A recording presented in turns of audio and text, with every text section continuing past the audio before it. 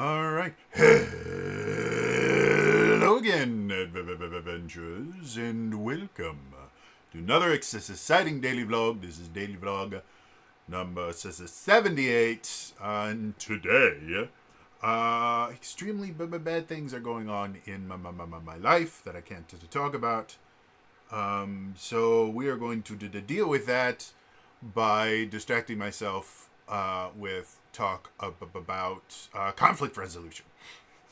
So, the weird part about doing these vlogs is I record the vlog and then generally I come up with the name after the vlog is over, because half the time what I intend to talk about is not what the vlog turns into. So I'm very hesitant to ever talk about like referencing the name of the vlog in this, because there's always a chance I'm going to go, no, that doesn't make sense anymore. But today, it's such a great name that I don't think I'll choose anything else.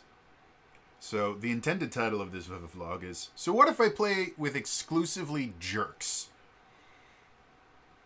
The reason why, I was watching the Eldritch Lorecast. If you are not familiar with it, it's a Twitch show. It's a Twitch kind of talk show podcast style thing. They broadcast Mondays at night. I think it's like 6 p.m. Central, 6 or 7 p.m. Central is when they do it. I can't remember specifically. Dale Kingsmill, friend of the channel, amazing person, is normally one of the people on the Lorecast. However, she was not on it today, and I only caught the tail end of it, where they were talking about the Daggerheart playtest, and specifically, they were talking about the action tracker system. For those of you that are unaware, in Daggerheart, you don't use a traditional initiative system. You do this thing called using the action tracker, which is basically there's a little playing card size card that the GM will put on the table, and that means you are in action tracker mode. And that's the equivalent of initiative, and basically how things work is every time a player makes a roll, they will put a character token on the action tracker. And once one of the players either fails a roll or rolls with fear, the GM gets to take their actions. They can take as many actions as are available on the action tracker. And there has been a large conversation about how this could lead to abuse really, really easily by very, very strong-willed players. And the people in the Eldritch Lorecast this week actually went at it at a slightly different... so to explain why, basically, because there is no turn order, there's nothing that says that one person just can't keep taking a turn over and over and over again. There's nothing that prevents that. And so the argument basically goes, well, if you're playing at a table with someone that's very kind of spotlight hogging, then they will take all the turns and not allow anyone else to play. And how is that going to be any fun?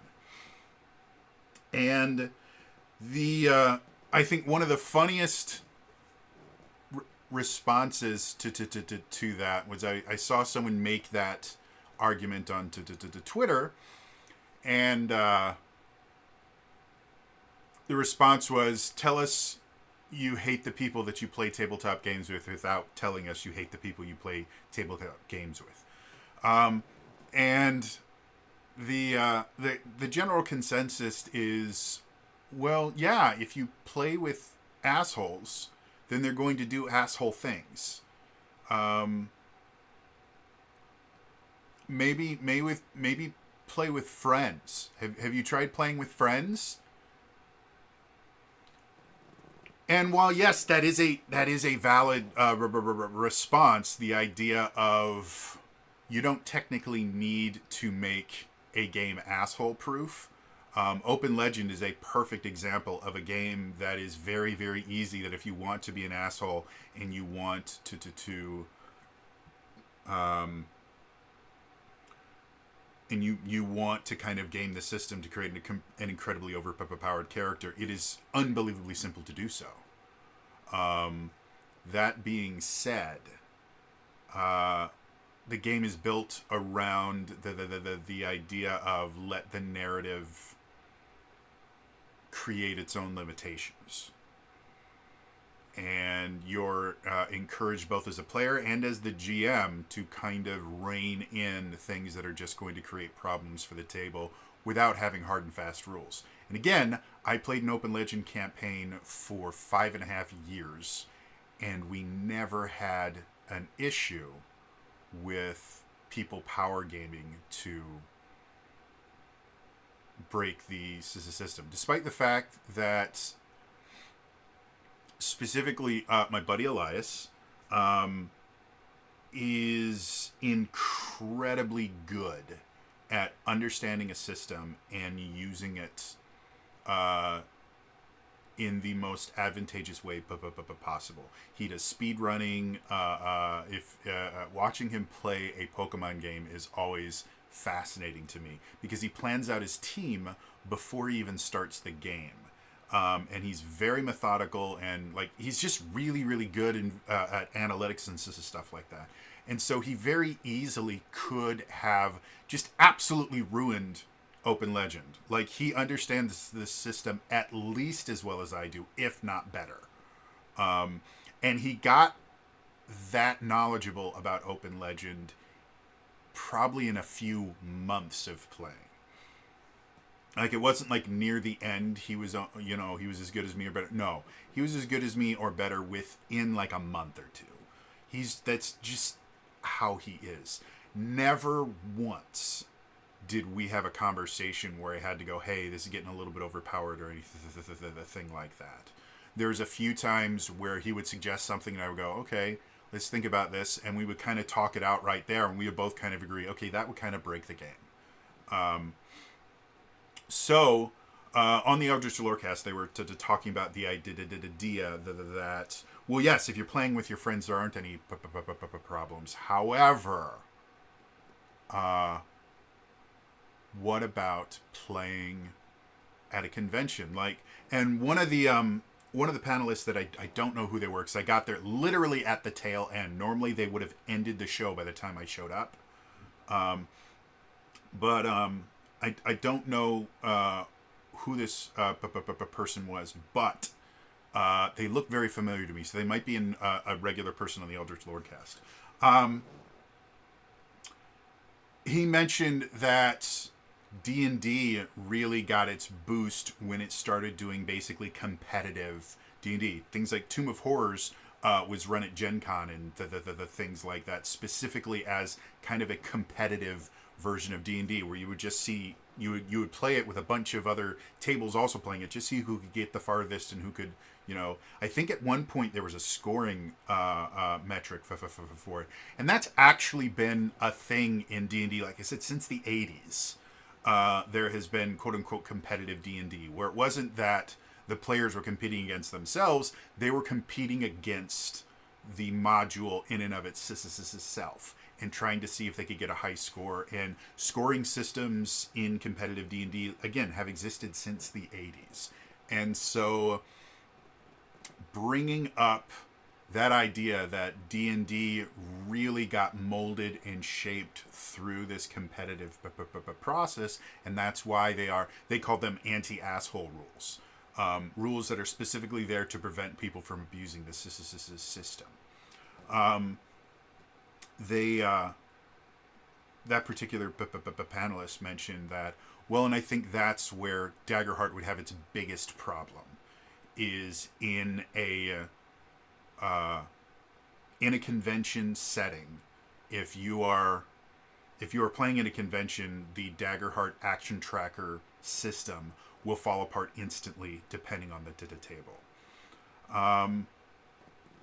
I wanted to talk about that because, again, for those of you that have been watching this for a while, you know that my background is I cut my teeth playing D&D in friendly local game stores where literally anyone that walked in was not just allowed to sit down at a table and start playing, but was actively encouraged. If you walked in and thought what we were doing is interesting and you just kind of looked, my response was always going to be, hi,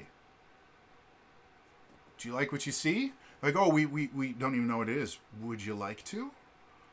Oh, well, we don't want to interrupt. You're not interrupting. Do you want to sit down? Like, you can sit down if you'd like to play. We can get you a character. If you don't want to play and you just want to watch, you're welcome to as well. But we don't want you to think that this is like, you are always welcome. Just come in and sit down. And that worked extremely well. And then after that, I did the convention scene. I spent hundreds of hours playing D&D with random people at conventions all across Wisconsin, all the way down to Gen Con. That's what I did for a massive portion of my adult life. And the thing that I wanted to talk about is there is, I mean, I think a lot of it has been fueled by things like r/RPG horror stories and just the internet in general. There is this huge fear that there are these evil D&D players that are just lurking out there, that they're going to show up at your table and just do horrible, disgusting things to you. I'm here to tell you, those people do exist. They are extremely rare, and they are extremely, I don't want to say non-confrontational, they're looking for an easy fight. So the only time they really, really show up is with either extremely unexperienced GMs or bad GMs in general that don't understand how conflict resolution works. And when I say bad GMs, I don't mean evil GMs that are trying to control their players and abuse them. I mean GMs that just don't understand how to interact with people and to run a collaborative game. You could be an absolutely phenomenal writer, game designer, combat designer, dungeon designer, everything like that. But if you don't understand the basics of how to run a collaborative process and the basics of conflict resolution, you're going to be a bad GM, because it doesn't matter how good your players are, you will eventually have conflict that requires resolution. And while it is not the GM's sole responsibility to resolve conflict, they do take on the lion's share of it because they are put in a position of authority. So this idea that somehow if you don't have anti-asshole rules, that the game is going to just blow up extremely, it's not real. I can say for certain I have played with quote-unquote bad players. I have had spotlight hogs at my table. I have had people that were actively trying to disrupt the game. I've had people that were actively trying to disrupt my GMing. Never once have I had to kick anyone off of one of my tables, even when I have had these people that were actively trying to sabotage the game, because I understand conflict resolution. And it generally goes like this. Person starts doing something that's conflicting. You start off by just gently going, we're not going to do that. And giving the reason why. Again, one of my rules of training, the why is more important than the what. Make sure they understand, hey, we're not going to do that because of this. And it's amazing how effective just that first step is at dissolving the tension. You don't need to chastise for it. You don't need to say that they're doing something wrong. It's just hey, we're not going to do that because of this particular reason. It's not your fault. I'm not yelling at you. I'm not calling you a bad player. I'm not threatening to kick you off the table or anything like that. I'm just saying, hey, this is how things are going to work. It's authoritative without being condescending or dictatorial. So just that the first time it happens, you just go, hey, we don't do that because of this. And that's all you have to do. Now, there are situations where they won't be happy with that and they will try to do more. And that's when the second route of conflict resolution goes. And I generally try to do this after a session, because if you stop a session in the middle of it, it's always going to create animosity. Because you're stopping everyone's fun, including the person that's disrupting the table, and it's just going to cause problems. So after a session, I will go, hey, can I have a conversation with you now that we're done? And I take them to a place where we can be relatively alone. In a game store, you can't be alone, but you can be far enough away that people can understand that, hey, we don't want you listening in on this conversation. And so I'd go and go, hey, I noticed that you were doing these things. All right. I really can't have you doing these things because, again, the why is more important than the what. This is happening and this is happening and this could possibly happen. And we don't want that. I really enjoy having you at the table. You can lie at this part, even if you hate having it at the table. Let them think you like them. Trust me, it will always benefit you to lie and tell them that you like them. It always will. There really isn't a situation, at least as far as this is concerned, there really isn't a situation where it's going to blow up. Even if you have a strange kind of parasocial relationship with the person, it's beneficial to at least say, hey, I like having you at the table. For the next part, hey, I really like having you at the table. However, we can't have this going on. Again, because of these particular reasons. The why is more important than the what. So I'm just going to really politely ask, can you just not do that? If you'd like some help on maybe some other ways that your character can interact and feel important, I'm more than happy to work with you.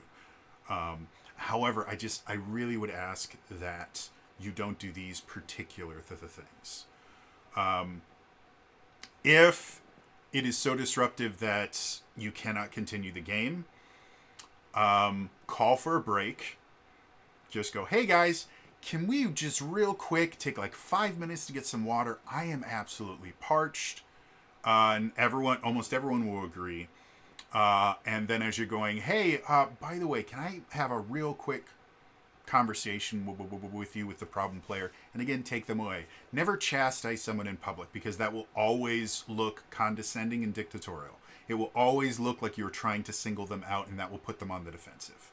Always do absolutely everything you can to make any corrections away from everyone else. Just go, hey, would you join me real quick, and make sure you get a glass of water, because otherwise it will 100% look like you were singling this person out. But go ahead, get a glass of water or something, get a drink, and go, hey, dude, really appreciate you being here. Really appreciate how passionate you are about your character. Always a good idea to start positive, then negative, and then finish positive. This is basic.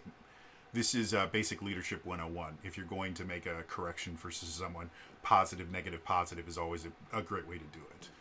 So really appreciate that you're here. Really appreciate the passion that you've got. However, these particular things are starting to cause problems at the table for these particular reasons. And again, I understand that this is just how you have fun, and that's perfectly fine. However, it just can't happen here. You know, so I'm very happy to have you at the table. I just really, we need to find a different way for you to have fun that's not going to impact everybody else at the table. And if you'd like some help with that, I'm more than happy to help. But it's what needs to happen. And then at the very, very end, and again, in my hundreds and hundreds, if not thousands of hours of DMing at conventions, this has never happened at my table or any table that I have ever run next to, where I've ever known one of the GMs. And again, at the convention that I used to organize all of the D&D stuff, I think our busiest year we were doing like 70 or 80 tables a weekend. And that was one of the smaller conventions that I went to. So I can pretty safely say this is a relatively rare thing. I'm not saying that it doesn't happen, but if you do those first two steps correctly, it should never get to this point, or it should very, very, very, very rarely get to this point. And that's when you go, hey, in front of everyone, hey, I'm really sorry. Unfortunately, I've talked to you about this. I really can't have you doing this at this table. Either you need to stop, or maybe we just need to find you a different table to play at. And that's all it is. You don't have to go, you sickening, horrible spotlight stealer. You have been banished from this table, and you shall never play the game of Dungeons and or Dragons ever again. I banish thee.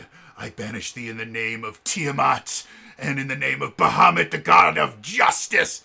All of that stuff is stupid.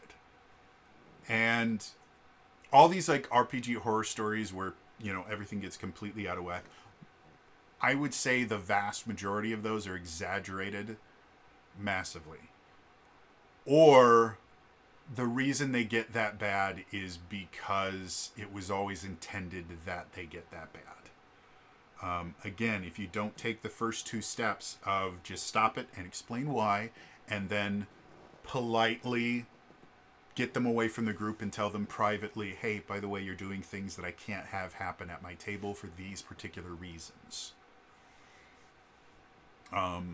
And something that sometimes does happen, and this is one of the reasons why a lot of people won't give reasons, you will have some people that are very adamant about the way that they play and the way that they have fun, where they will argue with your reasons. And it is perfectly okay to go, well, if that's your thought, that's perfectly fine. However, this is the way that I run my table, and this is why I run my table the way that I do. Again, sincerely appreciate your input, but I'm not really able or willing to change my DM style right in the middle of a game. Maybe afterwards we can talk and we can figure something out, but right now, like this, we're not going to do this, okay? Again, it doesn't need to be, you're horrible and wrong. Thank them for their input. It's great that that's your opinion. I don't particularly agree with that, and that's perfectly fine. This is the way that I am going to run my table. And again, it's nothing against you. I understand that this is the way that you enjoy playing. It's perfectly fine that that's how you enjoy playing. And if you find a GM in a group that enjoys that, that's fantastic. I'm never going to tell you that's the wrong way to play. I'm just telling you I can't have that at my table because of these particular reasons, and because this is how I personally DM. So going back to the idea of the action tracker, I wanted to look this up because I thought I remember reading this. So I'm actually going to open up the playtest manuscript just to see if I can find the action tracker stuff. And it's in part 2, which is dumb. Where flow the game, is it combat? Sample interaction, what can I do on my turn? Duality dice, Hofa. Sorry, I just want to see if I can find the action tracker stuff. Damage rolls, reaction rolls, conditions, evasion, advantage, disadvantage. Countdown, gold, downtime. Action tracker. Okay. The player may still act in any order they like and take multiple actions. The game should continue as normal. The GM just has an additional tool at their disposal to help guide the combat. However, players are encouraged to give other turns with the spotlight. If another player hasn't placed any tokens on the action tracker recently, consider letting them act if they want to before you do anything else.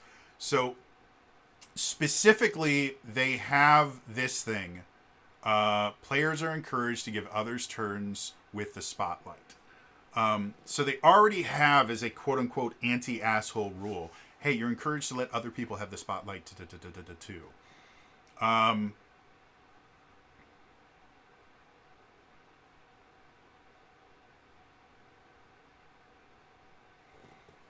just looking because they have an example here.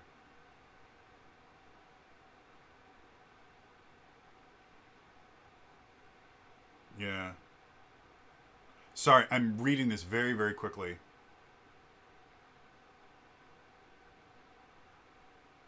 Action tracker.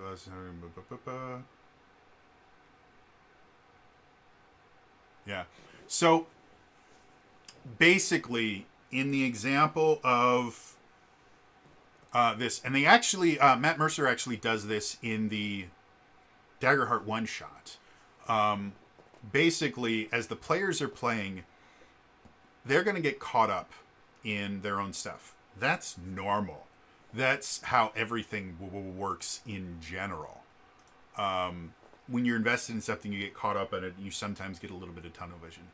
So one of the things that the GM should be doing is they should be looking at, okay, who hasn't taken actions yet and who has. It can be made even simpler by simply having everybody's character tokens be a different color or something like that. So you can really see, like, if you have a red player, a blue player, a green player, and a yellow player, if you see a bunch of reds, blues, and yellows, and there's no greens, you can go, hey, green, you haven't done anything recently. What would you like to do? And this is actually advice that has been given to GMs for years. Like, I remember hearing this advice. It wasn't related to combat because in most other systems, you can't hog the spotlight in combat because of initiative.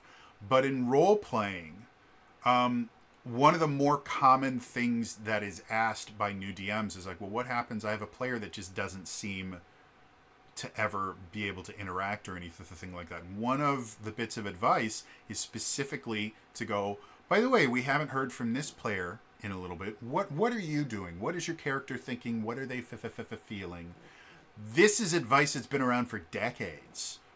And it's one of, I wouldn't say more challenging, but it's one of the more, for lack of a better term, unnatural the things as a GM to learn is basically how to kind of regulate story when one person really isn't giving much input for whatever reason. Learning how to kind of get people involved in this storytelling when they aren't actively participating in it is kind of a weird thing to learn, but it's not a difficult thing to learn. Again, it's really just keeping your perception out there of, okay, well, this person's done a lot and this person's done a lot. Hey, we haven't heard from you in a little while. What are you thinking about doing? What would you like to do? And that's all it takes. It doesn't, you don't have to sit there and go, you stop your spotlight hogging. There is an entire world that is not you. You are not the main character of this adventure. I therefore rebuke your spotlight hogging and shall allow the other characters to play. That's not ever how it works. It is the easiest, most simple thing in the world to just go, hey, we haven't heard from this character in a little bit. What would you like to do in this situation? And again, if there's pushback against it, it is as simple of, and 100% you can do that in just a second. I just want to give them one action to be able to do something. Or if it is something that's, well, I have to do this now because it builds off of this and this, and go, okay, well then as soon as that's resolved, we're going to go over here, okay? That's all you have to do. It is not an incredibly difficult thing. You don't have to be this super confrontational anything. It is simple as, hey, we haven't heard from this person. What would you like to do? And as you get more comfortable with the action tracker and kind of initiative-less initiative, it's not a difficult thing to do. You just have to kind of learn to get comfortable with, okay, part of your job as the GM is to make sure combat is going, is to make sure you know where your units are and make sure that you're running your characters correctly. However, it's also to have this kind of overview of combat in general, where you need to kind of make sure that everybody's having fun, or at least kind of keep an ear to the ground of, okay, well, we need to make this slight modification because it's going in this particular direction. And again, it's not that you need to confront anyone about it. It's not that you need to kick people off of your table or anything. It is simply, by the way, we haven't heard from this person. Now, from a completely different standpoint, the idea of a single character, in Daggerheart specifically, the idea of a single character taking all of the turns is actually detrimental to that character. As much as, yes, every time you roll with hope, you can build hope, a lot of abilities that you use require you to burn stress. And so if a single character is constantly going, eventually, not only are they going to run out of stress, but when they do eventually fail or roll with fear, it would only make sense from an enemy perspective that if only one person is doing anything, all of the enemies are going to attack that person because they're the only person that seems dangerous at this particular time. So I think the action tracker in and of itself already kind of deals with the dangers of a spot like Hog. If you are the only person that takes any actions on your side, you are going to burn through all of your steam or all of your stress very, very quickly, which means you're going to start burning through hit points, and you can't use abilities that require stress if you don't have any stress left. If an enemy does an attack that would normally cause stress damage and you're out of stress, then you can take hit point damage. But you can't do that. You can't intentionally take hit point damage to use your abilities. You can only use them when you have stress available. So even if someone were to do that in Daggerheart, they would be playing in a really poor manner. Like a min-maxer would never do that because it's an unoptimal way to play.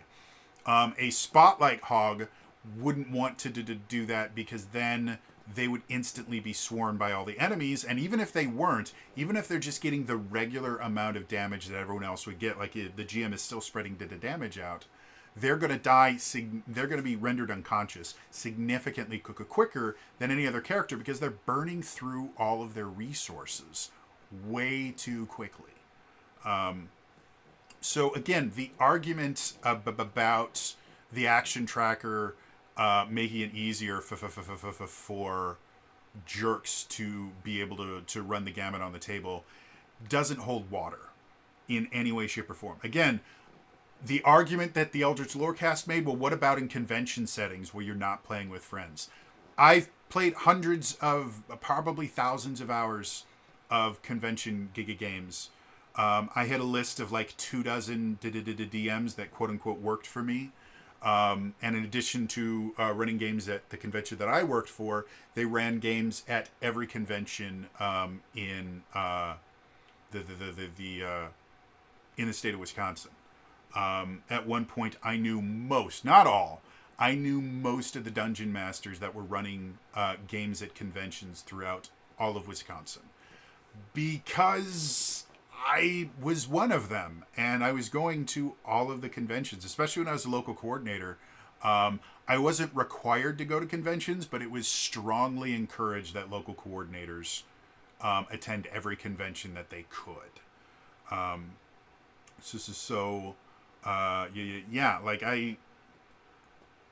We all have horror stories. I myself have quite a few horror stories, and they tend to be extremely rare. And a lot of times the horror stories happen more often than not because the GM made a mistake rather than the players were inherently evil. And again, I live in Wisconsin.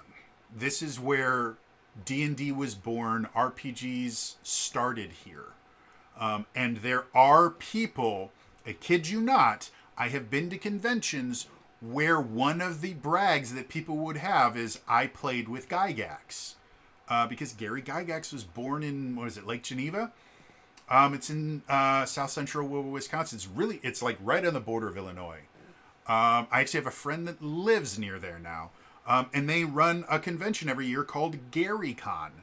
That I have friends that go to every year. I was never able to make it to GaryCon because I think every year it always fell on something important in retail that I couldn't take the time off of. Um, but yeah, like the people that you are worried about, they don't really exist. They're created for r/RPG horror stories, and a lot of times, even the ones that do exist that are just really negative, toxic players, it's really simple to stop them from being toxic at your particular table by just using basic conflict resolution. Don't attack the person, attack the actions, and always approach it from a helping perspective. Never go into conflict resolution with the idea that I'm going to punish you for doing something wrong. Always go into a conflict resolution situation with the idea of something is going wrong and I want to help everybody get to a point where it can go right. I want to help the problem player. I want to help the players that are being affected by it negatively. I want to help everyone. If you follow these steps and you follow the basic of, we start off by just going, no, this isn't going to happen and these are the reasons why, without condescending, without saying that you're wrong, just explain, hey, we don't do that. Second, correct them in private. Third, correct them at the table firmly, but again, without chastising and calling them any names or declaring that they are doing something evil or disgusting. And then eventually, if it does get to the point where they simply refuse to change, which again, I have never seen in any of my experiences, in any of the experiences of any of the GMs that I have worked with for nearly a decade, I have never seen it get to the point of, listen, you have to leave the table unless they have skipped other CISA steps. Like, it just, crazy as it sounds, conflict resolution works surprisingly well, and there is a litany of psychology behind the steps that you need to take. Like, this has been studied since like the 50s. Conflict resolution works really, really well. It's not particularly difficult to learn. A lot of times the most difficult things about it is learning to not take things personally. And I will admit, there are some GMs that simply do not have the ability to not take things personally. And at that point, my recommendation to them is maybe you shouldn't be a GM. Because bad things are going to happen at your table. It's how it works. I remember having one game that I ran in the Adventures League. The game itself was not particularly poorly written, but the players had a very particular mindset of how they were going to go through this game. And this particular adventure was not written for that mindset. I don't want to say it was murder hobos, because they weren't murder hobos. But they were very much conflict resolution requires combat. And so they're a very combative party. Not with me, but with anyone that they came across. And they were very, very hard trying to kind of push through everything. And they kept getting into combat encounters that were not going their way because they were very aggressive in their playstyle. And so anything that could end in combat did. And because of that, they kept using most of their resources. And this was a tier 1 adventure. So you don't have a ton of resources to spare at tier 1. Once you get to tier 2, and especially tier 3 and tier 4, you can burn through a lot of resources and still have a remarkable amount left. They're not good resources. Like if you're a spellcaster, if you burn through all your like 5th and 6th level spells and then start burning through your 4th, yeah, you still have 3rd level spells, relatively useful. Your 2nd and 1st level spells generally aren't that great, but they're still resources. And there's still creative ways that you can use them. But yeah, basically what happened is they just continually kept running into obstacles, fighting the obstacles, doing not particularly well in the combat. And in that particular instance, the dice were not working for them. So there was that aspect of chance where they were just unlucky and were getting bad rolls. And there was one battle in particular where they were fighting, again, they were a low-level party. They were fighting a creature called a water weird. which is resistant to non-magical damage because they're a tier 1 party. I think they're maybe level 2 or 3. They didn't have any magic weapons available to them. They were a mostly martial party, and so they were having a really hard time dealing with this water weird just because their party makeup was not really made perfectly for this. And there was only one character who only had first level spells left at this point. I think he only had 2. And so he cast Magic Missile, which did an incredible amount of damage to the water weird for a number of reasons. One, it wasn't resistant to force damage. 2, it always hit. And they were having issues with the water weird just having I think it had like a 16 or 15 or 16 armor class. Not an insanely high armor class by any measure, but it was just high enough that they kept missing all the time. Anytime they did hit, they did half damage. And the water weird could do weird stuff, like it would grapple characters and then drag them underwater. And once it was underwater, it was invisible. So any attacks against it had disadvantage, and that's when the Magic Missile really came in handy. While the character was underwater, they were drowning. So it was a tough fight.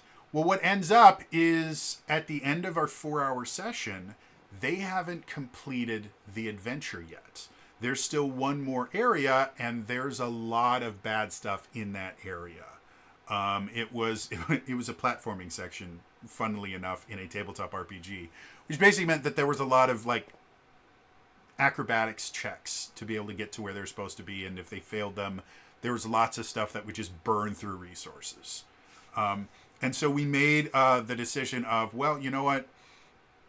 We are going, instead of risking a TPK and not getting any experience or not being able to keep anything, we're just going to go back. And we completed some of the mission. Like, I think they got one of the objectives done. They go, well, we got one of the objectives done. We're going to go back. And they did. And at the end of it, they go, God, that was such a poorly written adventure. I cannot believe how badly it was written. And that's how they justified just playing really poorly. And that is an actual real horror story. And it wasn't that these were evil people. Every one of the people at that table I played with again at that very same convention. They were wonderful. It was just in that particular game, they got it into their mind that they were going to be very aggressive players, and they didn't roll well, and they took it personally. It wasn't that they were bad people, and again, I was a very young GM at this point. This was in the first year that I was GMing. It was the first time I ever had, I don't want to really call it a hostile table, but a table that wasn't kind of working well together. And I didn't know what to do. And again, the worst thing that happened was they didn't get full experience and they missed out on a magic item, which was a Rod of the Pact Keeper +1. So it wasn't even that amazing. And again, for this particular party, Rod of the Pact Keeper is a magic item designed for warlocks. None of them were warlocks. If a warlock had been in this combat, they would have blown it away. They would have completely destroyed the water weird because Eldritch Blast does force damage. But they just didn't have anybody that could do decent damage. Because again, I think the one attack cantrip that the spellcasting character had was Firebolt, which is extremely common at that time in the Adventurers League because it did the most damage. And it was kind of a min-maxy style team. And water weirds are resistant to fire damage. So it was just as bad as everyone else's. So, yeah, to get back to the original topic of this. So what if I'm playing with an entire table of jerks? Then play. Again, first of all, jerks in the tabletop RPG space, at least in Wisconsin, are remarkably well. And again, at least at Gen Con, which is the other place that I've played, which is the largest tabletop gaming convention in the world, they're remarkably rare. I don't know what else to tell you. Actual true people that are there to be toxic, they don't generally last very long because they get reputations and then people won't play with them. Maybe in California where, let's be 100% honest, the ratio of normal people to assholes is different than most other places in the world. Like it is a collection of assholes with normal people just kind of scattered around in there. So maybe in LA or Seattle is another big place for actual plays to happen. Maybe there's just a higher concentration of assholes than normal.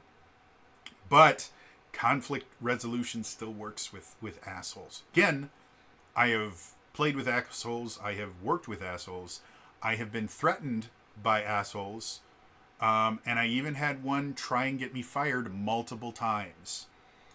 And yet I was still able to use conflict resolution to get out of all those situations completely scot-free.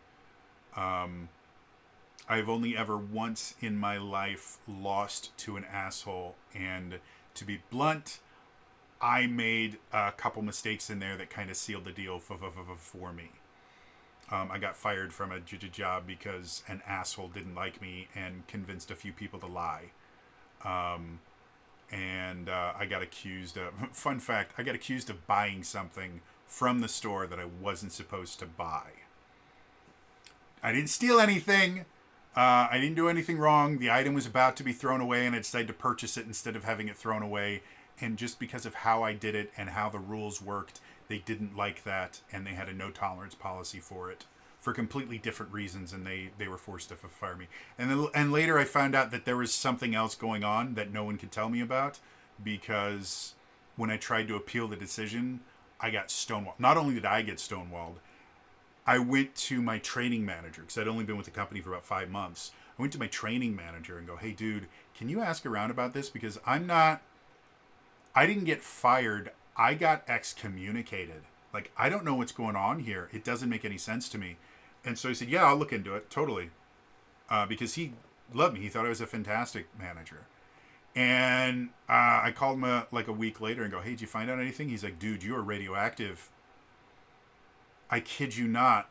I could not find anything out. I was told that if I keep asking about this, I was going to lose my job. I don't know what the fuck went on, but somebody didn't just have it out for you. Somebody had it in for you. And I cannot tell you what went wrong, but you're never getting your job back. You're never going to appeal this. You are radioactive, dude. So yeah, like I said, basic conflict resolution is really, really effective in dealing with this. And again, even if you don't use conflict resolution, Daggerheart already has a system in play that if that is the way that people want to try and play, it is going to be vastly ineffective because of how the resource system works in Daggerheart. If you want to spotlight Hog, then you're going to pay for it. And the rest of your party is out of necessity going to have to start taking turns because you will simply be out of resources to use. And it's just how it works. So it might take a little while because, again, every time you roll with hope, if you're rolling really well, you're going to be rolling hope fairly often, and that will give you some resources. But a lot of other resources require marking stress, and you just don't get that back unless you have other players healing you or doing other things. And again, the way that Daggerheart is built, there are a lot of similarities to Daggerheart in 4th edition, and one of my favorite things that was told to me about 4th edition is the most overpowered thing in 4th edition is teamwork. Abilities were generally balanced in 4th edition against other abilities of the same level. They were not balanced in the idea, well, what happened if you got this bonus from this character and this bonus from this character?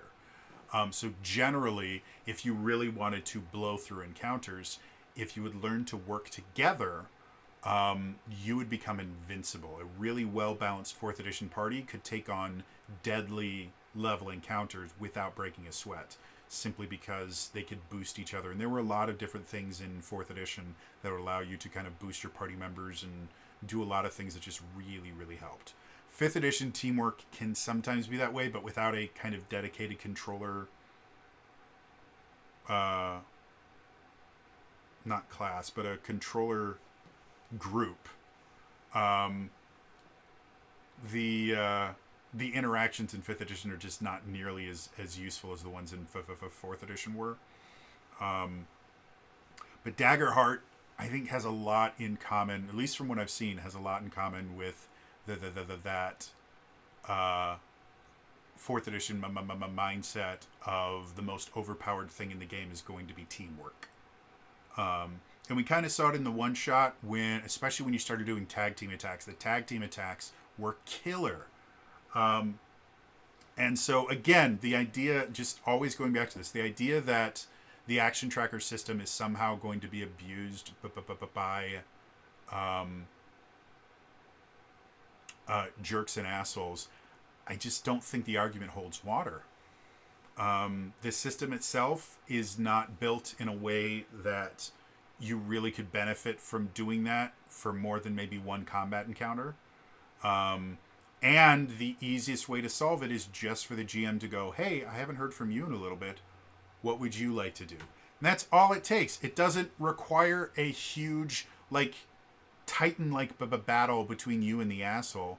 It's as simple as, hey, I'm going to ask this person what they want to do. And hey, what do you want to do?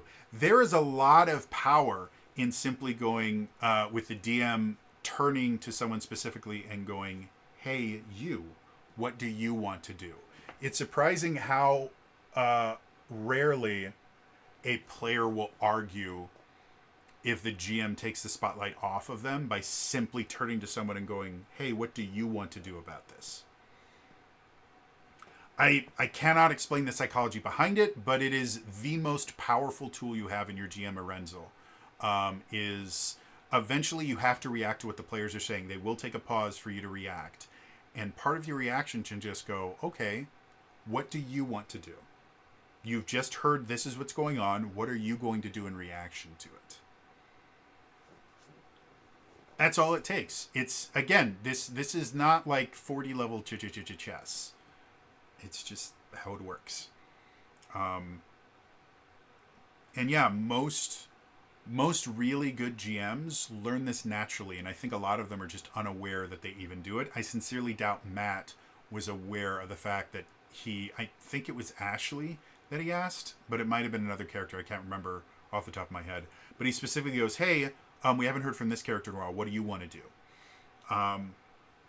And so it, again, this is not an argument that holds water. It's people that I think are trying to find faults in it for whatever reason. I don't think that everyone bringing it up is actively bringing it up because they hate Critical Role and they want it to die. I think it's just the idea that everyone has been so happy with it, and a lot of the discourse has been positive, that the contrarians got out and they came up with what seems like a plausible argument. Well, this doesn't stop people from being assholes, and therefore assholes are going to use it. No. I've talked about this in a business sense.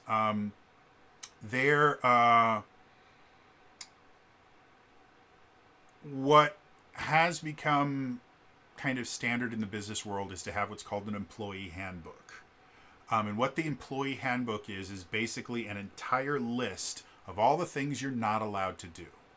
From a legal standpoint, that's what the employee handbook is there for. It's basically this big old list that says, don't do this, don't do this, don't do this, don't do this. Make sure you do this. Make sure you do this. It's a list of do's and don'ts. The reason why it works that way is if something happens with the company where an employee does something wrong and the company gets sued, they will bring the employee handbook out, and any job that you work at, you will be required to sign a document saying that you have read and reviewed the employee handbook.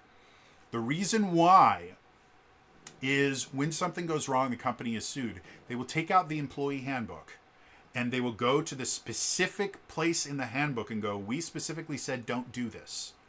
They did it in violation of what they agreed to do, so they were in violation of their contract. We terminated their contract, and therefore, as soon as they violated their contract, despite the fact they hadn't been terminated at that point, as soon as they violated the contract, they were no longer an employee. They were no longer acting as an employee of this particular company.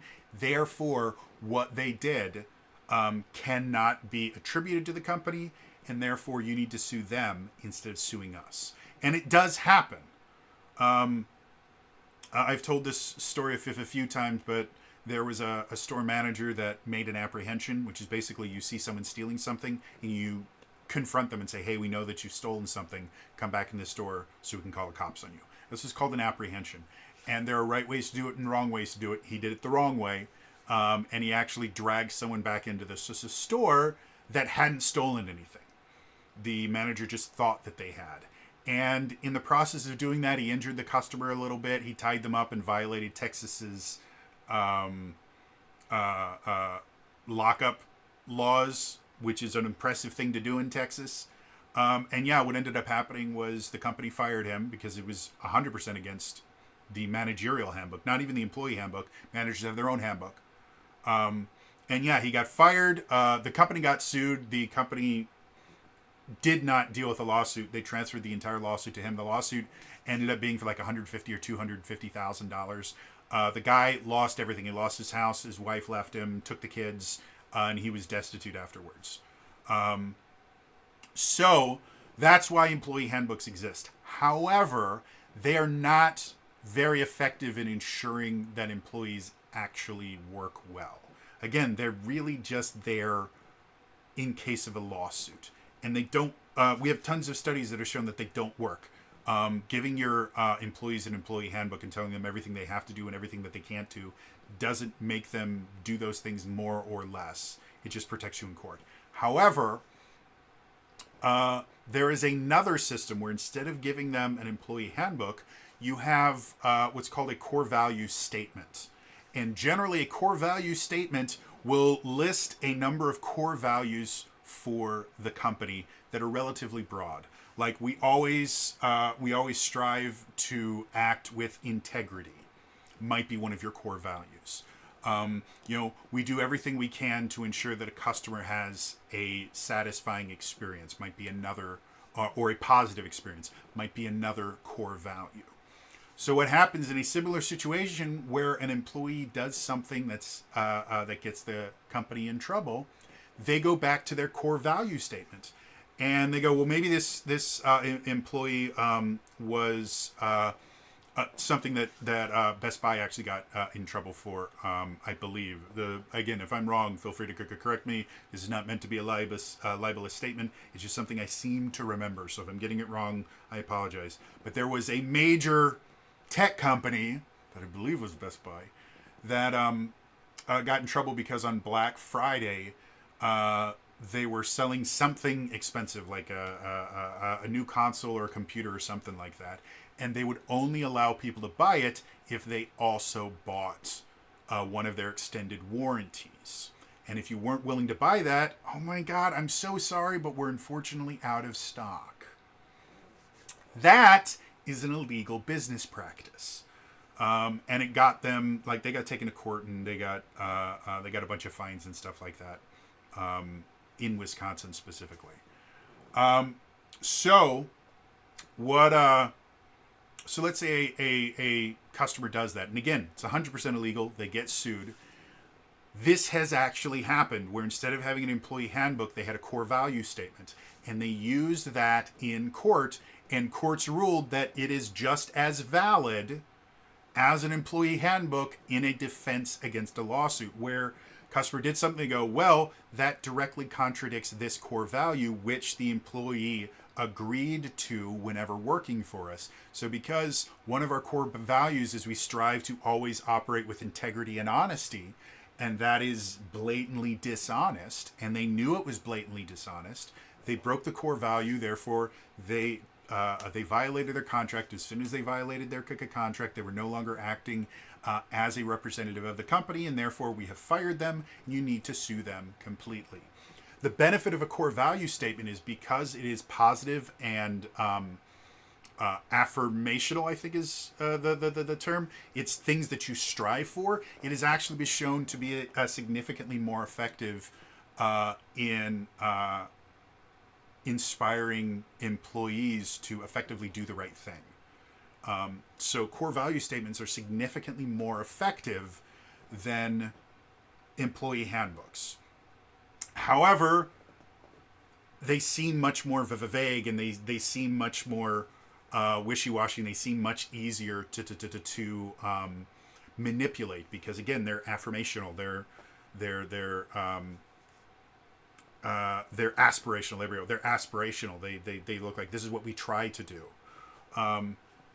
So a lot of companies are very, very hesitant. This is effectively the argument that is happening with the action to tracker system. Is they're comparing it to a core value statement, going, well, yeah, but there's nothing in there that's going to. So this is just going to encourage employees to lie, cheat, and steal because we haven't told them specifically to not to lie, cheat, and steal.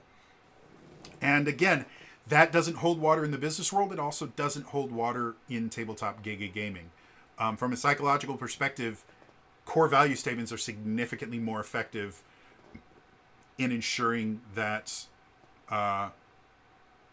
employees don't lie, cheat, and steal than employee handbooks are. And it's been proven time and time again.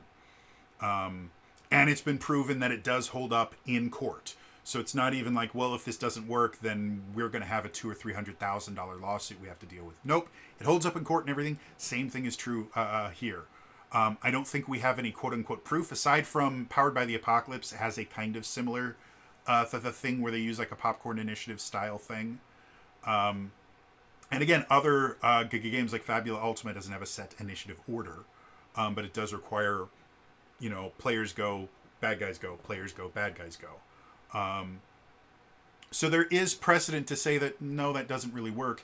And we do have precedent in other situations where it actually does work significantly more effective than ruling out things. And it's an extremely common thing for just the world in general to think that, well, if I need to ensure that people aren't doing bad things, the most effective way to do that is to list out every single bad thing they could possibly do and tell them you can't do this, you can't do that, you can't do that, because then there's no interpretation. That's what it is. And at face value, that seems to make sense. But in actuality, the more rules you make, the more you're going to find people that are going to try and get in between the rules. And the more problems you're going to have. If you go with a less rules and more aspirational style of directives, this is what we should strive for. It is significantly more effective because even if they haven't done something illegal or something, if you see an employee that's doing something wrong, you can go, hey, let's have a conversation. Do you know what the core values are? First of all, it's a lot easier to memorize 5 core values than it is to memorize, a 140-page employee's handbook, which I have seen. Most of them are not that long. I have seen some. So you can ask him, what are the core values? Okay, how is what you are doing right now going to any of those core values? Well, I mean, it's not, well, right now, I asked you to, mop the floor here. And you went out and, I mean, technically, yeah, you did put some water on it, but you didn't put up any signs, and you didn't really mop very well. Like, there are big puddles of water out there. How does either of those support any of our core values? Well, it really doesn't. No, it doesn't. However, it does go directly against this core value if we want all of our customers to have a positive experience. If you were walking through a store and you were just walking through and suddenly stepped in a puddle of dirty water that wasn't marked or anything, that wouldn't be a positive experience for you, right? No, of course it wouldn't. Wouldn't be a positive experience for me. And that's the best case scenario. Somebody accidentally slips and falls. That's a whole nother instance. They could get serious damage. You slip, like, we have linoleum and concrete in this store. Somebody slips and falls and slams their head. That's a concussion. That's traumatic brain injury. Like, we don't want that stuff. And it definitely goes against these core values. So what are we going to do to get it to work with our core values? We're going to do this. It sounds like a really dumb, pedantic thing to do. It is unbelievably effective. Again, from a business perspective, it's night and day. And the same thing can be said at the table. If you want to run a game where you have to list out every single thing that they're not allowed to do, that list is always going to have to grow. because eventually you're going to, hear the say, listen, you never said that I couldn't take a pumpkin, set it on fire, and throw it into the orphanage. All right? There's no rule that says I can't do that. That's how permissive lists work. Is anything that is not on the permissive list or dispermissive list, they're going to go, well, you didn't say I couldn't do it, and therefore I can. But when you have an aspirational list, you just go, how does that fit into any of these aspirations? Well, it doesn't. Does it conflict with any of these aspirations? Well, it kind of conflicts with this one. Then 100%, that's not okay. And that's all you have to do. It's unbelievably effective. And I think it'll be very, very effective for Daggerheart. So yeah, I wasn't expecting this to go on for an hour, but I like the fact that I got to bring in core value statements, because we don't talk about those in business anywhere near enough. Anyway, it's going to be all for me today. I will see you guys next time. All right? Bye-bye.